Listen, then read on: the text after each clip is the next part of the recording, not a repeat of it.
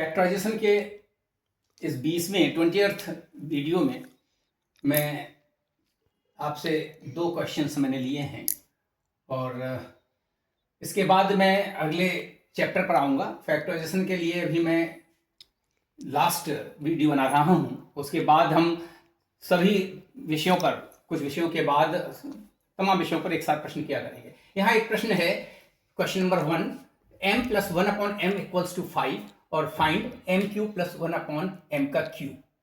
तो आप देखिए यहाँ पर अगर आप ध्यान दें कि ये x है और ये हमारा क्या है, y है।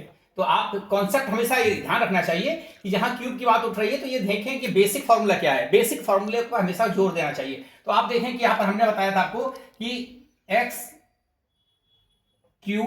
+ y³ बराबर बताया था हमने, क्या बताया था कि x + y का क्यूब -3xy और ब्रैकेट में x + y, ये हमने आपको बताया था। अगर आपको ये याद है तो आपका कॉन्सेप्ट क्लियर होना चाहिए कि पहला first value plus second value का क्यूब और बराबर है first value plus second value का whole cube -3 first into second into. अब आप ध्यान दीजिए कि यहां पर अगर हम x³ की जगह x की जगह m ले लें तो m³ और प्लस y की जगह हमारा है 1/m, तो ये 1/m³ हो गया।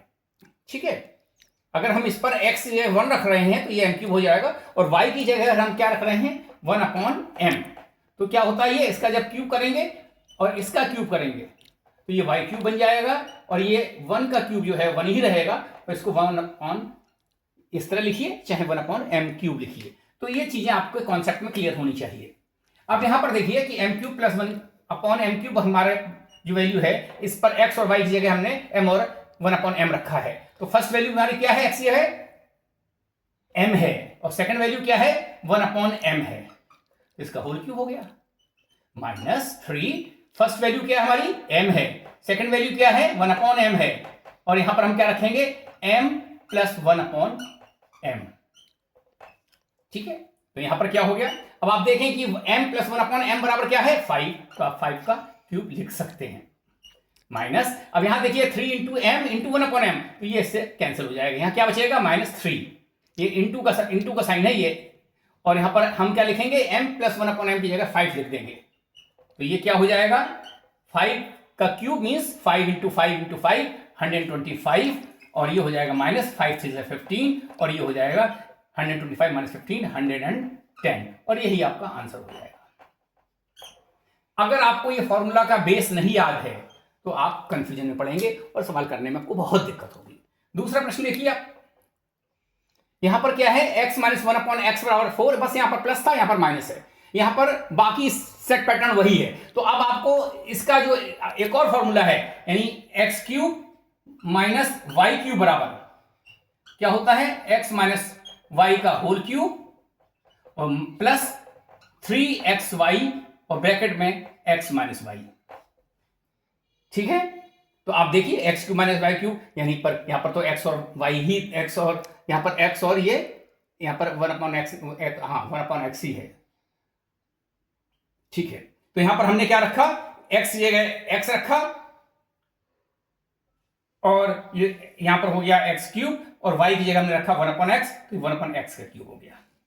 कंफ्यूजन में नहीं पड़ना आपको है, y की जगह क्या है, 1/x। अब यहां पर x - y की वैल्यू क्या रखेंगे, 4, तो ये हो जाएगा 4 का क्यूब, 4 का क्यूब, और यहां +3 × x की वैल्यू क्या है, x है, ये डॉट ले लेते हैं तो ज्यादा इजी पड़ेगा, यहां पर x हो गया और इंटू y की जगह है 1/x, और x - y की वैल्यू कितनी है, यानी x माइनस यहां पर x लिखेंगे हम, तो यहां पर क्या हो गया, यहां पर ये कट जाएगा और ये 4 का क्यूब मीन्स, अब एक बार लिख लेते हैं 4 का क्यूब, और यहां पर हो जाएगा +3 और ब्रैकेट में x - 1/x की वैल्यू है आपकी 4, तो ये हो जाएगा 4 × 4 × 4, 4 4 16, 4 64, और ये हो जाएगा माइनस प्लस 64,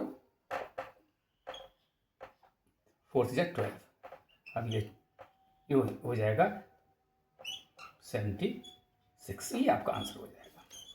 ये बेसिक फॉर्मूले आपके 2 थे, एक ये फॉर्मूला और एक ही फॉर्मूला जिसकी हमने चर्चा लगातार की है, इनके बेसिस पे आप इस तरह से क्वेश्चंस को निकाल सकते हैं। बहुत बहुत आभार। हम आपसे अब अगले सब्जेक्ट में बात करेंगे, और फैक्टराइजेशन के अलावा मैंने अभी तक 2 विषयों पर बात की है, एक फैक्टराइजेशन और इसके पहले हमने बात की थी आपके एक्सपोनेंट्स पर। अब हम तीसरा चैप्टर लेके चलेंगे और कुछ वीडियोस के साथ आपसे साझा करेंगे। बहुत बहुत आभार। हमसे जुड़े रहिए, हमें लाइक कीजिए और सब्सक्राइब कीजिए। धन्यवाद।